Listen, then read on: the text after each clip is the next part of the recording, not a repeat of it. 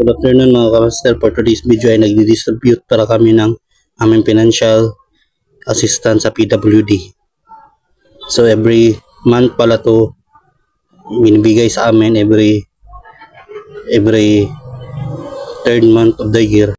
So para pala ito sa may mga kasansanan katulad ng disabled, epileptic, yung mga may diferensya sa paa, yung mga late learners o learner, yung mga autistic.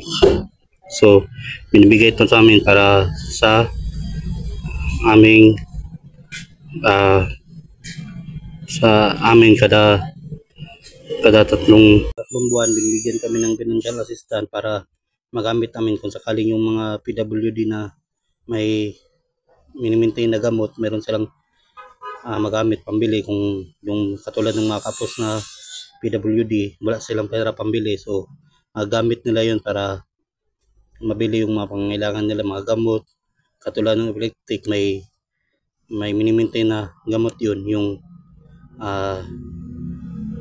mga may sakit sa puso, yan ganyan. So yan lang, thank you.